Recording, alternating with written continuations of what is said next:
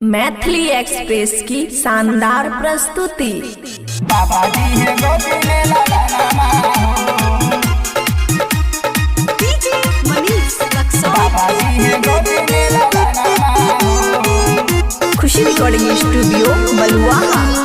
कामर लेके चला देवा घरवा हो, बाबा दी है गोदी में ललनमा हो।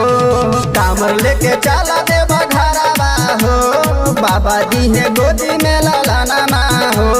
जलवा तू भरी है खूब चढ़ई है, मानवा में रखी है सपनमा हो।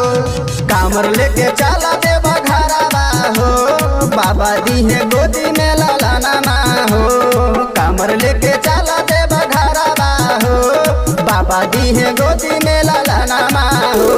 बाबा दी है गोदी में ललनमा हो। डीजे मनीष रक्सौल।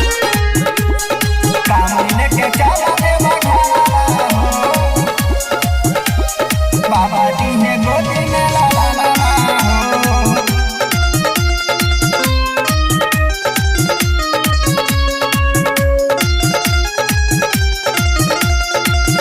खुशी रिकॉर्डिंग स्टूडियो बलुआहा। बाबा के महिमा के जाने ले जहान हो, ओकर कृपा से होला तेरा पार हो। बाबा के महिमा के जाने ले जहान हो, ओकर कृपा से होला तेरा पार हो। चलो भौजी संगे ढारब जलावा हो, बाबा दी है गोदी में ललनमा हो। चलो भौजी संगे ढारब जलावा हो, बाबा दी है गोदी में ललनमा हो। बाबा दी है गोदी में ललनमा हो। डीजे मनीष रक्सौल।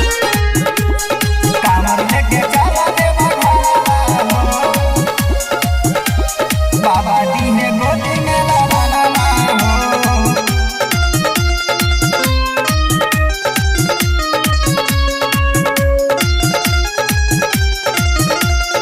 खुशी रिकॉर्डिंग स्टूडियो बलुआहा।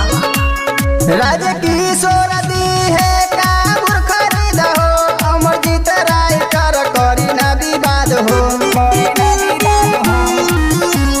राज किशोर दी है काबूर खरीद हो, राइटर अमरजीत करी ना विवाद हो।